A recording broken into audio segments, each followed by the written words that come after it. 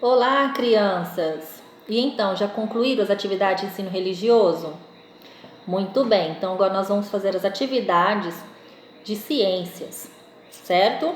Vamos abrir a página 26 do livro didático de ciências. Vamos começar um conteúdo novo. Capítulo 2, os seres se relacionam, certo? Então, como que é essa maneira dos seres vivos se relacionarem? Nós sabemos que os animais, eles interagem entre si, principalmente no quesito alimentação. Então, nós vamos trabalhar agora a forma dessa interação entre os seres vivos relacionados à maneira deles se alimentarem, não é? Sabemos que um ser vivo, ele precisa do outro para sobreviver e ambos precisam, sim, dos recursos naturais, certo? Então, é isso. O que vocês observam aqui, esse animalzinho aqui na página 26? Isso é um tamanduá. O que ele está fazendo? Ele está se alimentando do quê? De formigas. Então, ele está num formigueiro se alimentando. Muito bem. Então, vamos ler aqui o poema da página 27. Um poema de José Paulo Paes. Fala sobre barriga cheia. Olha lá o tamanduá tomando ar. Sua língua comprida entra feito lombriga no formigueiro para comer formiga. Olha lá. Quem disse que formiga não enche barriga de tamanduá? O que está dizendo aqui então o nosso poema?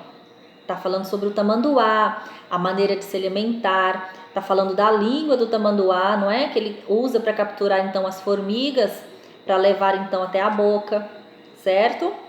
Então, vamos comentar aqui no número 1, 2 e 3. Número 1.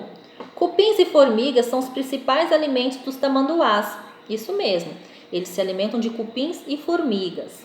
Segundo o texto, que parte do corpo eles usam para caçar formigas? Observem lá no desenho do tamanduá. Ele usa a língua. E como que é a estrutura dessa língua? Isso, ela é comprida, não é? Ela é fina e comprida, ela é pegajosa. Por que ela tem essa estrutura? Porque ele precisa alcançar as formigas no interior do formigueiro para então trazer essas formigas até a boca, para se alimentar. Ele usa também isso nos cupinzeiros. Ele precisa então alcançar os cupins no interior lá para poder então trazer até a boca para se alimentar. Certo? No poema, a língua do tamanduá é comparada a uma lombriga. Vocês já viram uma lombriga? A lombriga é um animalzinho parasita. Ele vive no intestino dos seres vivos, tá? Quando estamos com a lombriga, ela nos causa doenças. Por quê? Porque como ela vive no intestino dos seres vivos, ela se alimenta então de tudo aquilo que nós ingerimos, tá? Então ela vai estar trazendo benefício só para ela.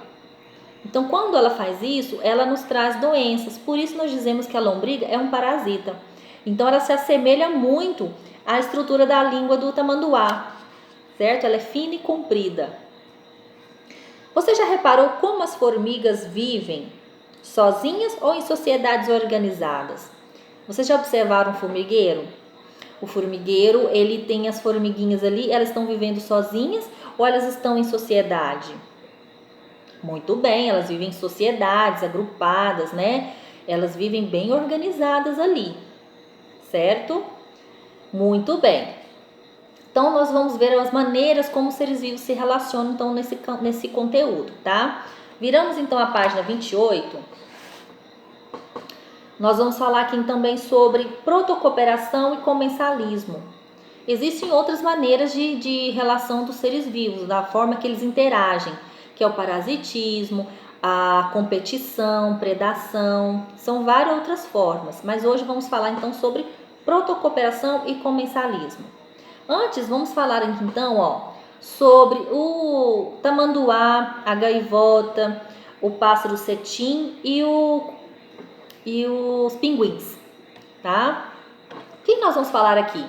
Os seres vivos de um ecossistema, eles interagem de formas diferentes, isso dependendo do ecossistema onde eles vivem, tá? Nós temos aqui então o tamanduá, que se alimentam das formigas. As formigas se alimentam das plantas. Lembram da cadeia alimentar? Então, segue então o mesmo processo de alimentação. As gaivotas se alimentam dos peixes. Os peixes logo se alimentam das algas, não é? E a forma então como eles reproduzem, tá? Como eles cuidam dos filhotes. Eles também têm disputa de territórios, tá? Para que isso? Para eles se protegerem seus filhotes, tá?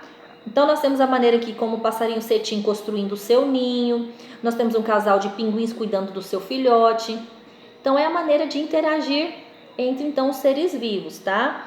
Então eles procuram alimentos, eles defendem seu território, eles protegem seus filhotes, tá?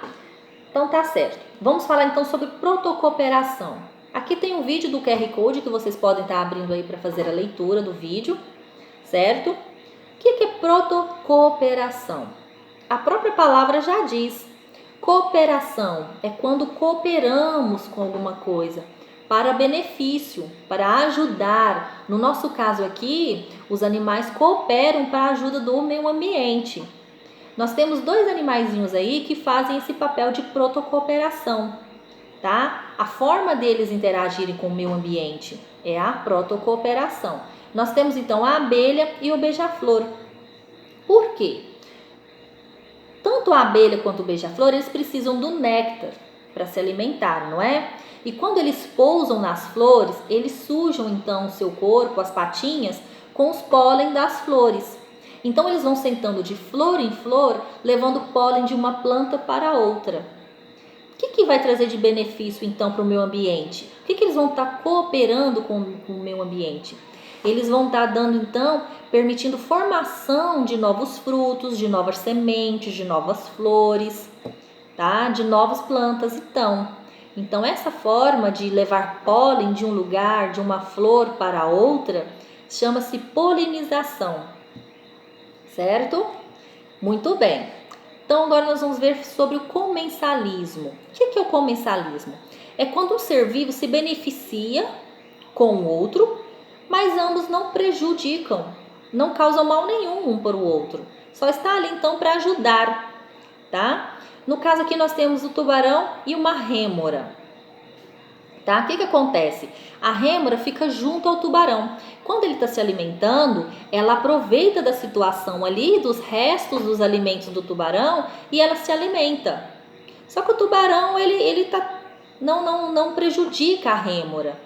Ele concorda com ela estar ali junto, se alimentando, tá? Então isso é o comensalismo, é a forma então de ajudar um ao outro e não prejudicar, tá? Nós temos outro exemplo aí que são as orquídeas e bromélias. Essas plantas, elas se fixam nos galhos das plantas para poder então se alimentarem. A gente pensa que plantas só vivem no solo, né? Só absorvendo então sais minerais ali do solo, mas existem plantas que vivem nos troncos das árvores, como essas aqui, as orquídeas e as bromélias. Então elas sugam todos os nutrientes que elas necessitam e não causam prejuízo nenhum à árvore, tá? Então esses são os dois conteúdos de hoje que nós estamos trabalhando: protocooperação e comensalismo, certo? Qualquer dúvida, procura a professora aqui durante o horário de aula para a gente poder tirar suas dúvidas, tá certo? Releia novamente o conteúdo, tá? Tem videoaulas disponíveis lá no portal, vocês podem acessar para melhor. É uma ferramenta que ajuda vocês a fazerem as atividades, tá? As trilhas também já estão disponíveis para vocês fazerem as atividades, tá bom? Então é isso. Bons estudos para vocês e até amanhã.